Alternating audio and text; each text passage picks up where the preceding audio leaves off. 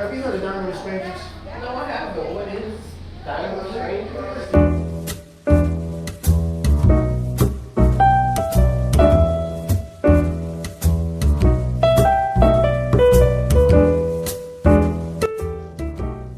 I wanted to ask you guys a question.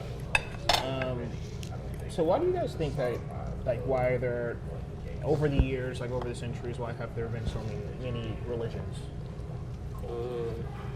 That is interesting. Why have there been so many religions? Yeah. Really an interesting question. I mean, I don't want to just spit out something without thinking about it. I don't know. Don't think about it, spit it out. Spit it out. He spit it out, so spit it out. I mean, as humans, we need a way to explain things, right? We need a way to offer value Okay. and direction for life, right? I don't know. I don't know. I think a lot of people are looking for different ways and different avenues to justify who they are. yeah. Maybe justify what they believe in, justify what they're deciding to follow, more or less, because you have some religions that are serving one thing, one religion that may be serving something different. And so there are so many different religions. And religion is just a word. It's not a way of life. Religion is just something that you assimilate yourself to. And so everybody wants to have their own religion, their own belief system, their own, I don't, so in other words, I don't have to believe in your religion because now I have my religion. Or this religion has now surfaced, and so now I can believe in that because that sounds more logical than this religion. So for example, I don't know what, the Jewish may sound more logical, the Jewish religion may sound more logical than the Baptist religion. Or Hinduism may sound more logical than Pentecostal. So it's just breaking down into a lot of areas of what everybody wants to believe in. Do you think that kind of comes with it, the logic of it all? Like, yes, one might sound kind of more fit in line with what you're going to go with than the other? Well, when you think about logic, I think about science, and I think everything in logic, you want to be able to put your hands on it and say, yes, I know that this is possible, this is a proven fact, we've seen this, and this happened this way. See, that's what I was trying to say. Just Okay, Marilyn, Yes. it's nice to hear it. Definitely hear it from somebody who has obviously devoted their life to community. It's neat to hear. And yeah, I mean, we are driven by logic, aren't we? That's we want to be able to. Yeah. But there are things about religion that are illogical. Well, that's true too. That's true. That is true. There are things that are illogical. And that's Absolutely. one thing I was going to say about it, because a lot of people say I'm this faith or that faith or what have you. And honestly, I just say when somebody's asking me that, I just say I have faith. Okay. Because when it comes to saying I'm this religion, that religion, or the other religion, I look at everybody, I guess it's because of who I am, it's just people. Okay. And when I put titles to them, it just, I don't know, there's something about that. But, I go to different type churches, and I enjoy all of them as far as what we believe or don't believe. Within the cycle of those churches, there are people that have their own certain level of believing to a level also. So why, my thing is, why put a label to it? Because all of us are looking for a bright light or something that's at this spiritual level. And I believe exactly what you said, why put a label to it, because because we're spirited. We're spirited people. When someone comes into the world, we're super happy. When someone leaves the world, we're not exactly happy, but we get to live in the fact that knowing that that person is around us still is part of our spirit and goes on. That's true. Now, speaking of leaving the world, I had a really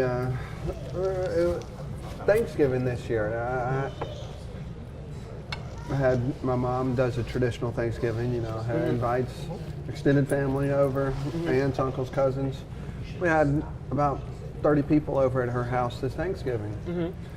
And it was my aunt was, we finished our meal, had everything. It was good. We were having coffee, enjoying ourselves, and it was my aunt's time. She had a brain aneurysm, and she passed on Thanksgiving.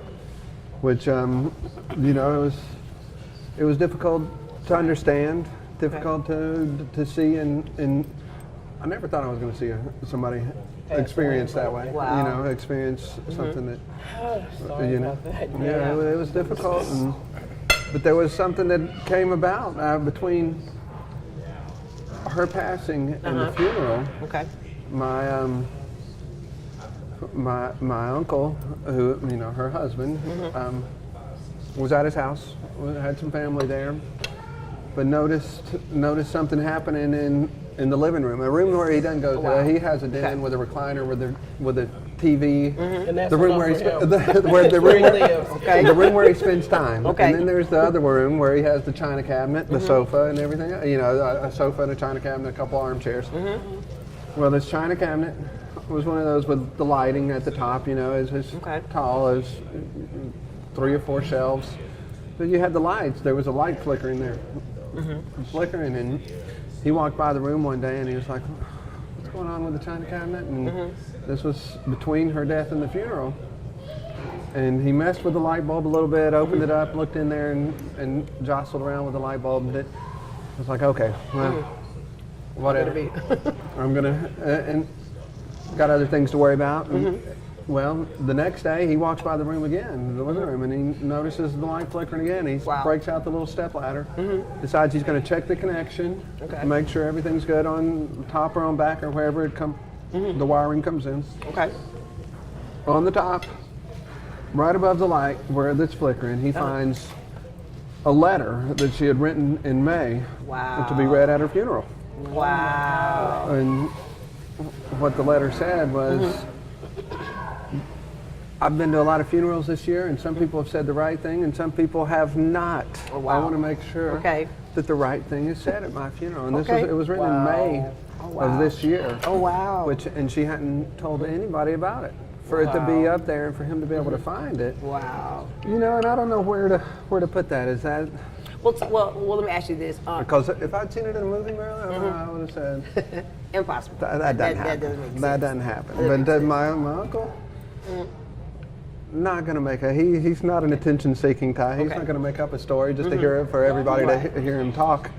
So one way you can think about it in her passing, if he would have never found that letter, if her spirit hadn't dealt with that light bulb or brought his attention to that particular light bulb in that particular china cabinet, he would have never ever just went to it and reached on top, to look for it. So I believe in spiritual things that can happen, that can lead us to different things. And it could be just some of the most simple-mindedest things. Miracles. That can just lead you and say, oh, something you would never ordinarily do. She got to say what she wanted to hear. Absolutely. I think it gave everybody a peace about themselves, a closure to the situation.